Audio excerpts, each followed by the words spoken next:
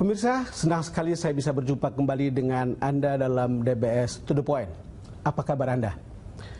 Makin dekat dengan masa pendaftaran Pilkada Jakarta, politik makin panas, makin ramai. Narasumber saya ini atau kali ini termasuk orang atau tokoh yang tahu banyak dan bisa dikatakan sebagai orang kedua yang tahu langkah-langkah salah satu calon yang Anda semua sudah kenal, yaitu Basuki Cahayapurnama atau Ahok. Untuk itu saya hadirkan ketua tim pemenangan Ahok, yaitu Nusron Wahid. Mas Nusron, terima kasih sudah datang ke DBS To The Point. Sama-sama. Sebelum kita berbincang dengan Mas Nusron, kita ikuti paket berikut. Bukan Basuki Cahayapurnama orangnya jika tidak menjadi bintang berita atau newsmaker. Senin 22 Agustus 2016, Ahok hadir di Mahkamah Konstitusi. Gubernur DKI Jakarta ini melakukan uji materi pasal mengenai kewajiban petahana cuti saat kampanye pilkada. Ahok meminta agar pasal ini diubah, tak lagi menjadi kewajiban, melainkan hak. Sepak terjang Ahok selalu merebut perhatian, termasuk ketika dia dengan tiba-tiba mendatangi kantor DPP PD Perjuangan di Jalan Diponegoro, Jakarta, 17 Agustus lalu. Manuver politik Ahok diprediksi mencairkan hubungannya dengan PDI Perjuangan.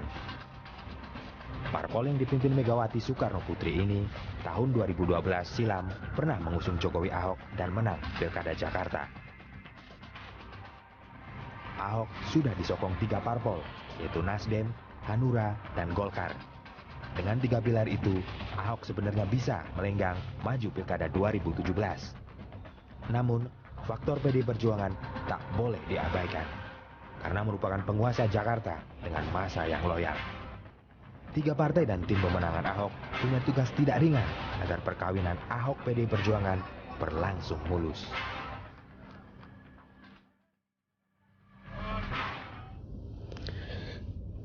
Mas Nusron, suara Anda ditunggu karena spekulasi yang sudah berulang-ulang.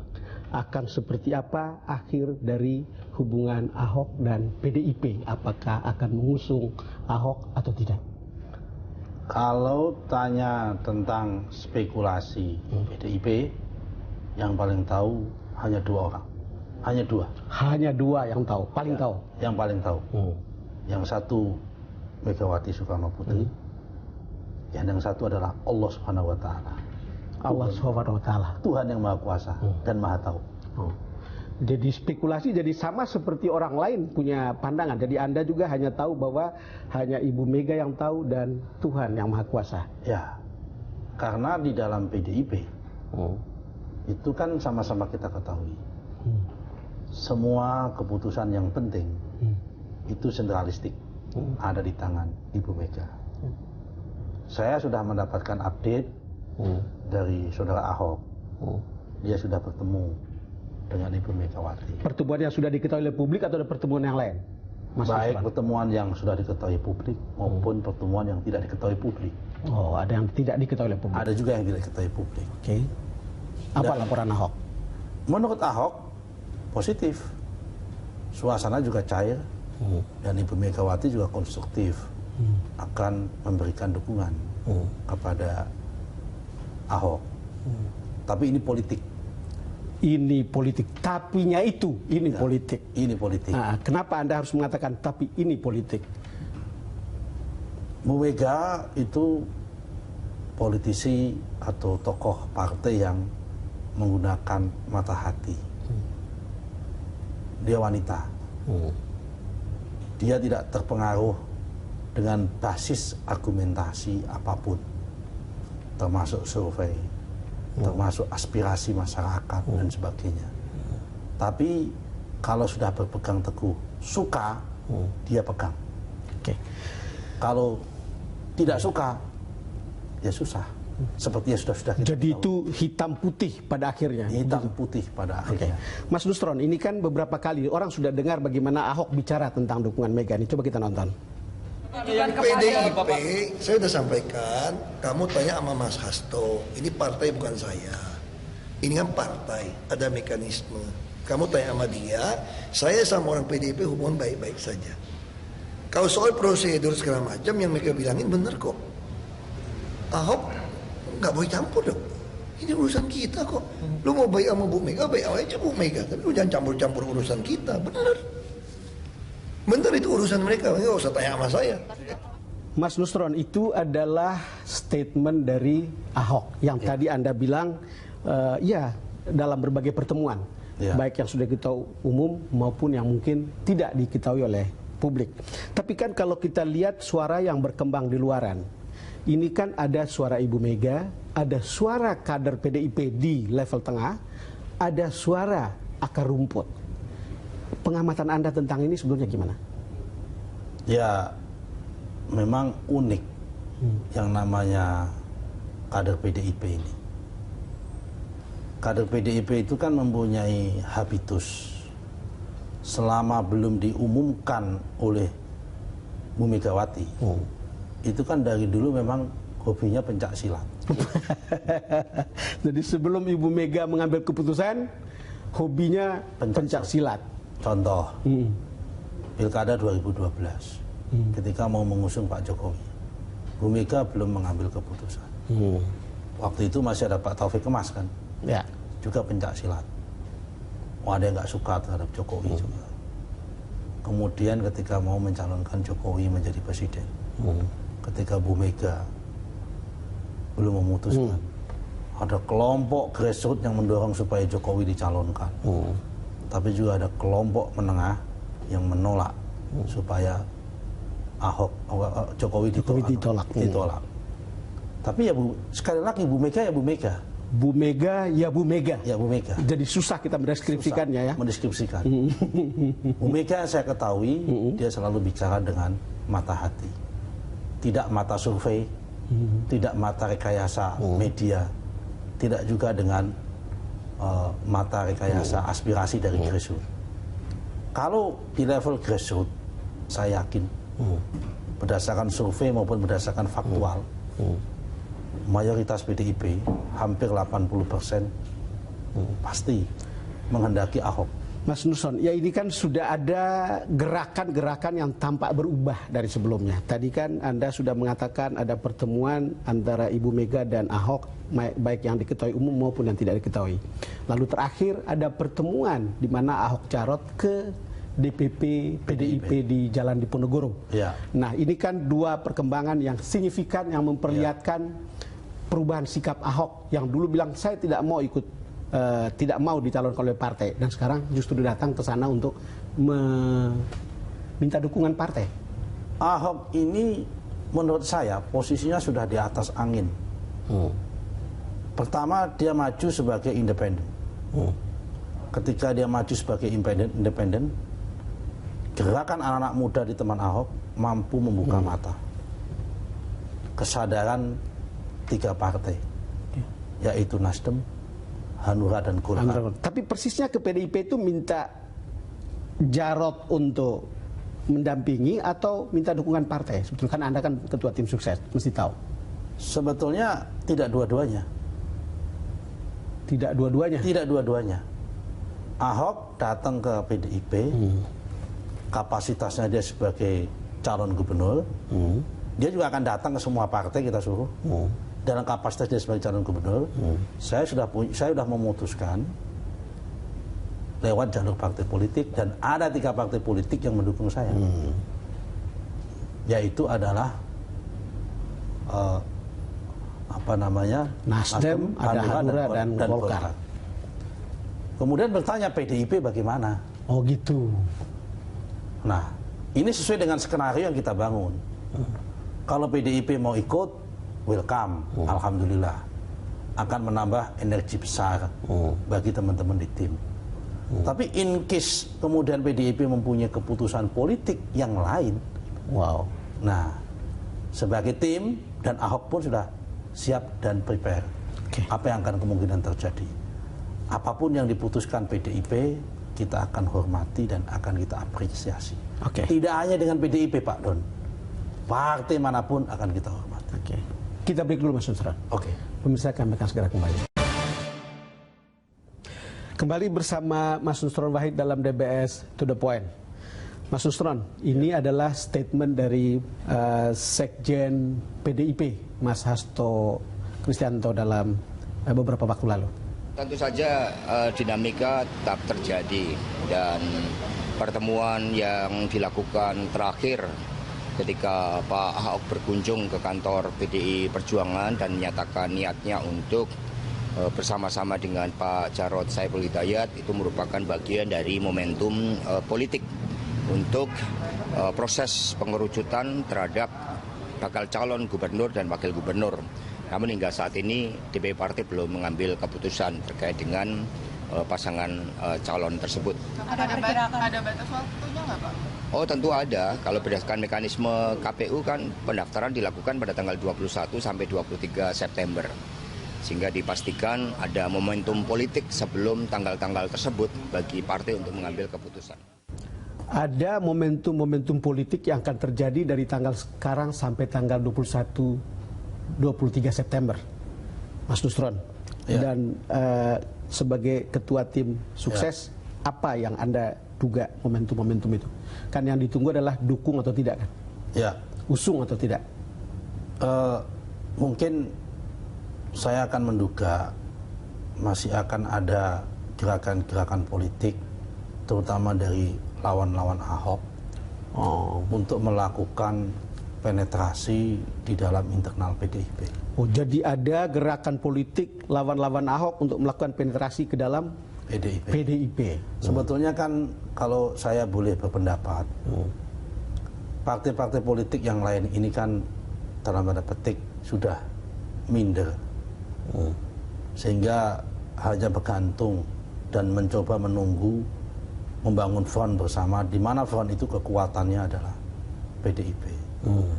Dan kenapa PDIP yang diajak? Karena PDIP ini menarik. Kalau ada PDIP berarti ingin menarik front bersama yang dikomandani oleh PDIP untuk melawan Ahok. Dan kenapa PDIP? Karena PDIP itu dianggap mempunyai basis massa pemilih yang kelas menengah bawah. Faktanya sebetulnya kan di luar PDIP masih ada sejumlah koalisi partai yang bisa mengusung calon yang lain, bukan? Masih. Dan itu kalau mau jalan bisa jalan sendiri, bukan? Ya, tapi buktinya sampai hari ini masih mencoba berharap. Buktinya sampai hari ini masih mencoba berharap.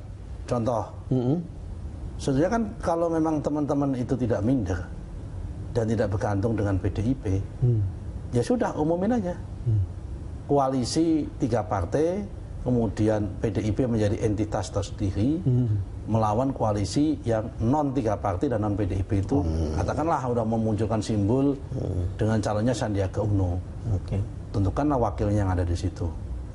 Kenapa masih menunggu PDIP? Mas Nusron, apakah riak-riak yang ada di kader tengah atau elit PDIP ini bagian dari adanya penetrasi itu? Dugaan saya ya. Dugaan? Ya.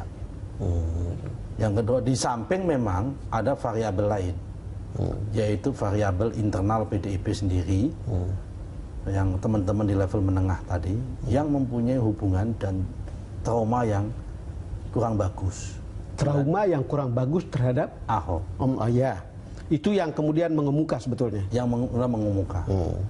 Ahok ini kan hubungannya bagus sekali dengan elit PDIP, tapi kurang bagus di level menengah.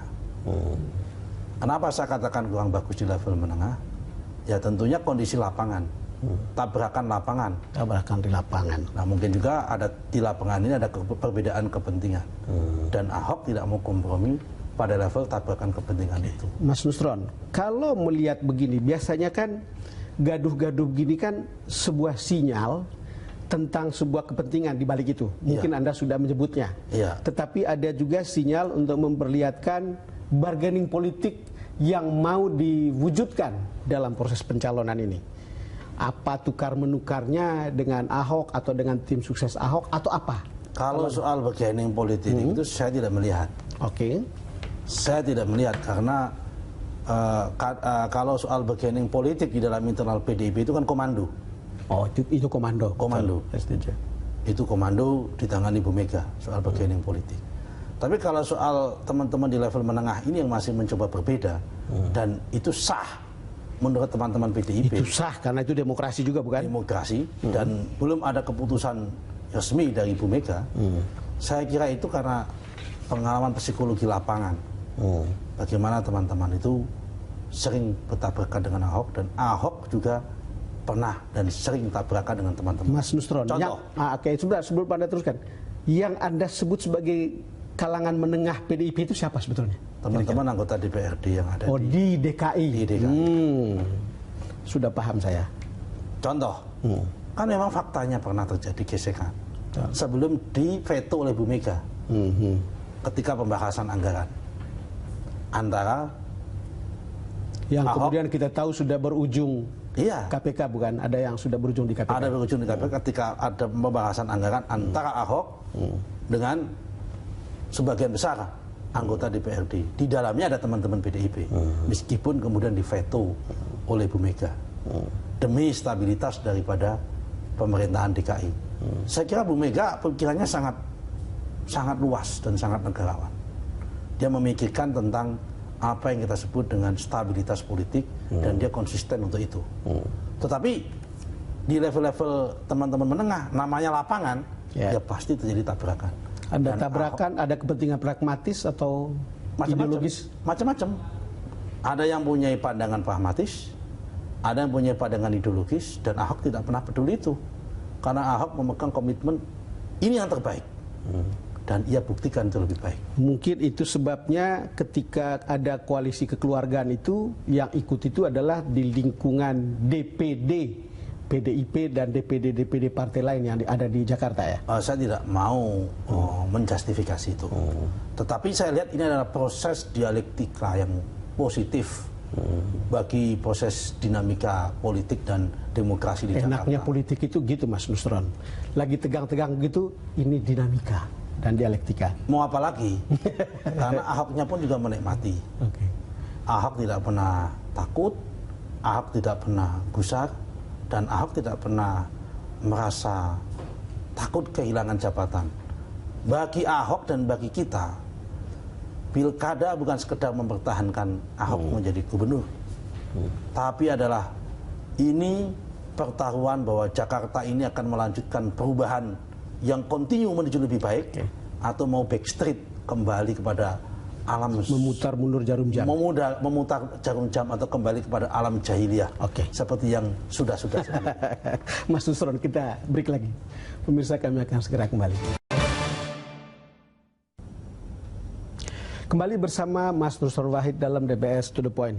Mas Nusron, kita coba lihat, ini sebetulnya sudah umum sekali diketahui tentang hasil-hasil survei terakhir dan sebelumnya dari elektabilitas Ahok. Hari Ahad lalu, Manilka Research and Consulting merilis survei terbarunya mengenai tingkat keterpilihan tokoh yang masuk bursa Pilkada Jakarta. Hasilnya, Ahok tetap nomor 1 dengan elektabilitas 43,6%. Di bawahnya ada Tri Risma Harini, Yusuf Mansur, Ridwan Kamil, Yusril Ikhsan Mahendra, dan Sandiaga Uno. Sejak Juli lalu, elektabilitas sang petahana cenderung stagnan di bawah 50%. Ini tampak dari survei Indobarometer, Kedai Kopi, dan Manilka. Dalam survei reguler Populi Center yang digelar April dan Juni lalu, elektabilitas Ahok top of mind sudah di atas 50%. Siapa pasangan calon Ahok juga harus diperhatikan parpol pengusungnya. Masih menurut survei Manilka, jika Ahok duet dengan Heru Budi Purnomo dan melawan Tri Risma Harini, Sandiaga Uno, Ahok Heru unggul tipis. Sementara jika Ahok berpasangan dengan Jarod Saiful Hidayat, duet Ahok Jarod berimbang dengan Risma Sandi. Dua simulasi ini juga mengkonfirmasi fakta yang harus dicamkan. Mayoritas responden masih ragu dengan pasangan yang ditanyakan dalam survei.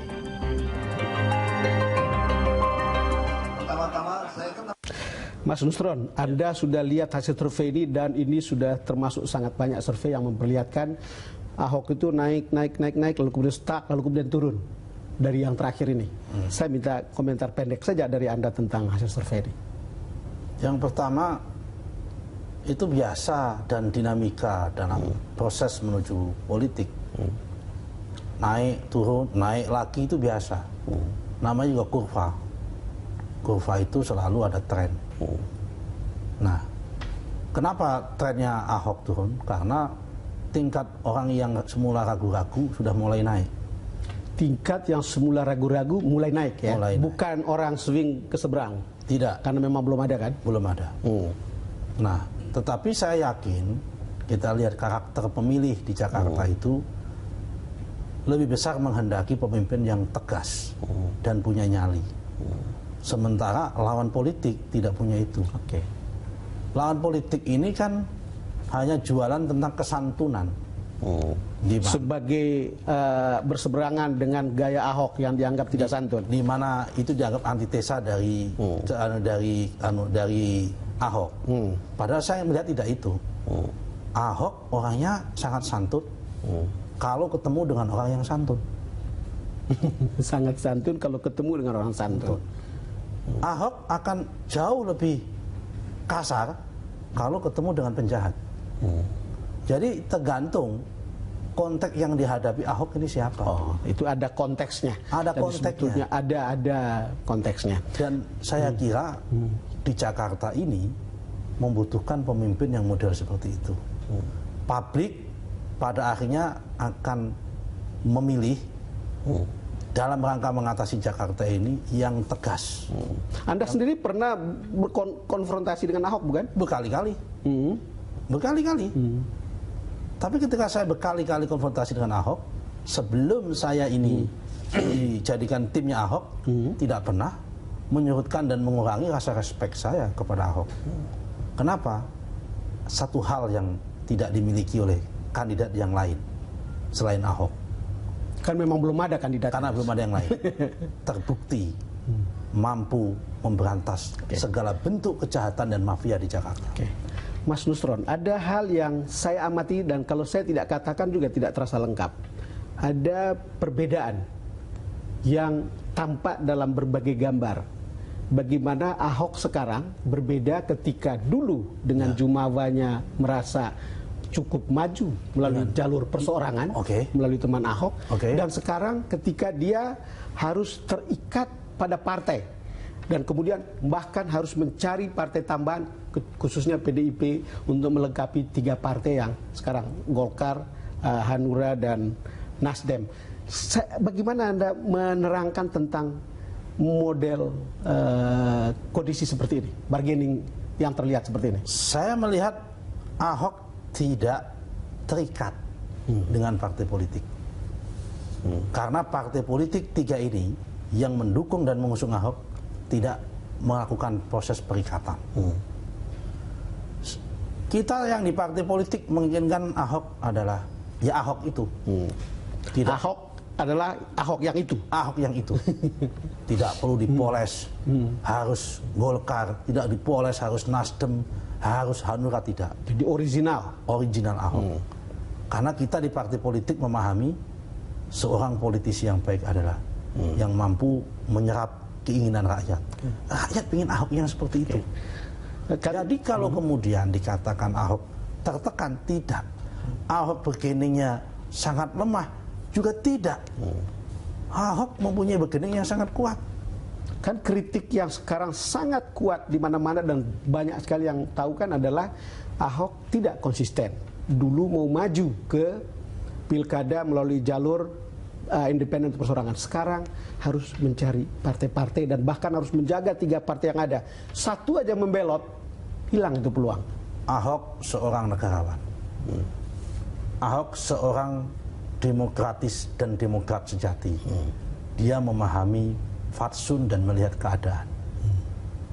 Demokratisasi di Indonesia tidak bisa dibangun lewat partai politik. Hanya saja kita semua sadar masih ada masalah yang krusial di dalam partai politik. Muncullah teman Ahok yang memberikan jaminan kepada Ahok. Yang soal teman Ahok ini Mas, ini kan dibilang teman Ahok dimanfaatkan oleh Ahok untuk membuat bargaining politiknya untuk partai-partai lebih bagus. Kan itu juga kritik. Tidak ada memanfaatkan. Yang ada adalah bagaimana teman Ahok ini telah mampu menjadikan gerakan sosial dan mengubah cara pandang pikir para elit partai politik, terutama 3 partai politik, untuk melihat kenyataan.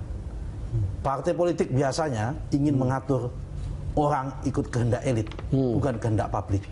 Tapi ada 3 partai politik yang mempunyai basis kesadaran meloloskan untuk Ahok karena melihat kesadaran publik tanpa permintaan ini.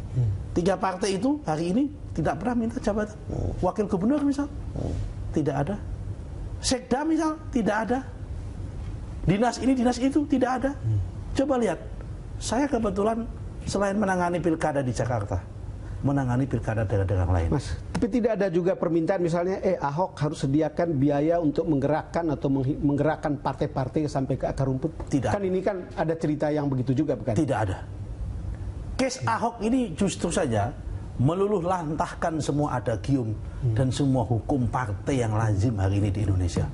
Dan itu karena teman Ahok. Saya sebagai aktivis partai politik berterima kasih sama Ahok, berterima kasih sama teman Ahok. Kenapa? Mempermudah saya di dalam internal partai kami melakukan proses reformasi dalam konteks demokratisasi. Oke, Mas, kita break lagi dulu. Kita akan lanjutkan setelah ini. Pemirsa akan mengasih. Mas Nusron, ya. Ini selalu ada cerita. Beberapa waktu lalu saya mendengar seorang dari tokoh partai mengatakan bagaimana Ahok bisa jalan kampanye melalui partai politik kalau tidak memberikan biaya-biaya untuk menggerakkan partai sampai ke tingkat bawah. Kenapa saya harus tanyakan ini? Ini soal karena Anda tadi sudah menjelaskan bahwa baik Golkar, Hanura maupun Nasdem itu tidak meminta apapun. Minta jabatan, bahkan minta biaya untuk kemudian ikut membantu Ahok untuk mencapai DKI 1. Benarkah begitu? Betul. Jadi ada suasana gotong royong untuk melanjutkan perubahan Jakarta ini. Saya sebagai ketua tim hari ini mempunyai kebutuhan banyak. Kebutuhan kantor, kebutuhan akomodasi dan sebagainya. Tapi sampai hari ini kami tidak kesulitan uang.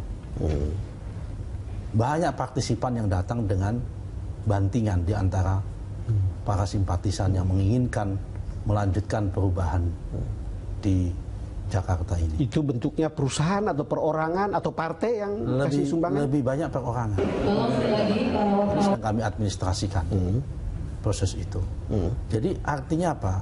Suasana kegotong royongan dan mimpi Jakarta itu punya pemimpin yang lebih baik. Mimpi supaya Jakarta ini dipimpin yang lebih baik. Mimpi Jakarta ini dalam kondisi baik dan aman. Itu nyata. Buktinya orang banyak partisipasi.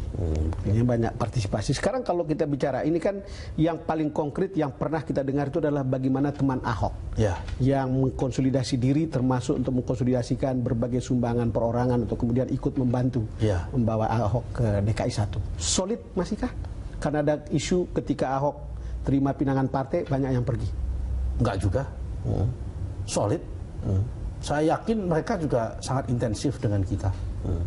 Hanya memang ada suasana psikologi. Suasana psikologi macam apa? Ya, ketika dia mengumpulkan tanda tangan kan dulu banyak yang diganggu oleh teman-teman PDIP. Jadi ada yang membayangkan kalau nanti teman-teman PDIP masuk dan ikut bergabung, bagaimana psikologi kita. Tapi itu bagi kita nggak masalah, biasa. Orang habis perang kemerdekaan, habis gesek-gesekan di lapangan pasti ketemu lagi duduk satu meja, kemudian menjadi satu tim biasa. Itulah proses. Dan akan kita jelaskan dengan baik. Saya kira itu manusiawi dan masalah waktu saja kita untuk melakukan proses integrasi tim tersebut.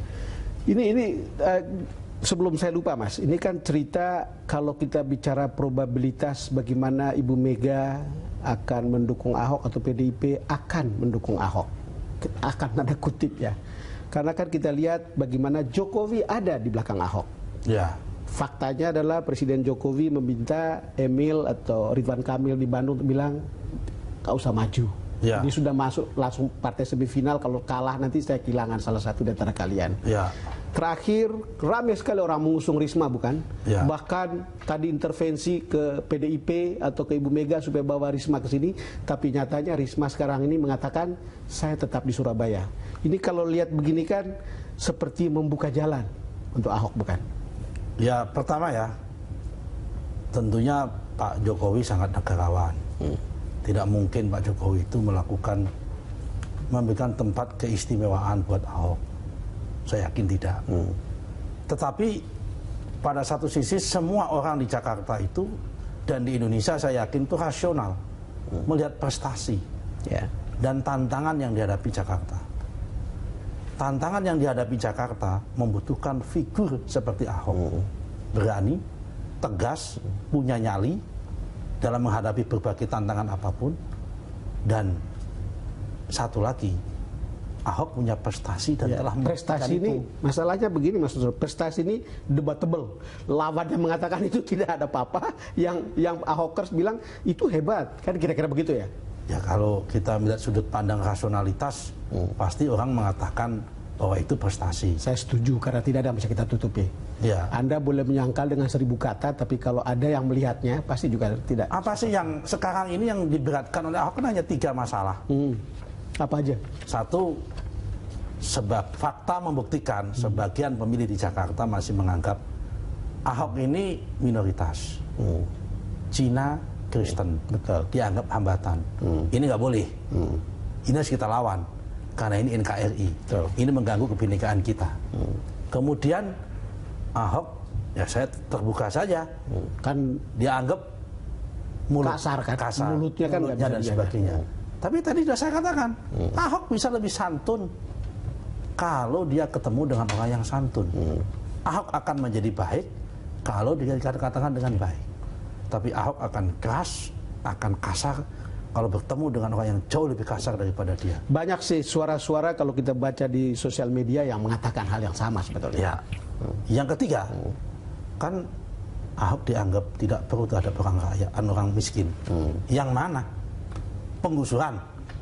Ya, itu banyak kritiknya. Memang faktanya mereka menempati tanah negara yang bukan haknya. Dan kota ini akan seperti kota miskin terus, tidak butuh penataan. Dan Ahok menggusur, tidak membiarkan, ngasih solusi. Mestinya orang bisa lihat rumah susun yang sudah terlihat di mana-mana ya. Dikasih alternatif jalan dan sebagainya. Kecuali kalau itu dibiarkan. Mas Nusron, kita jeda lagi. Oke. Pemirsa, kami akan segera kembali.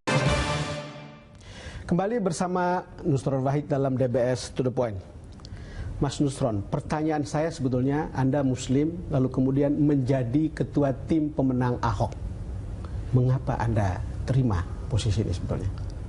Karena Ahok double minoritas. Ahok double minoritas. Cina, Kristen.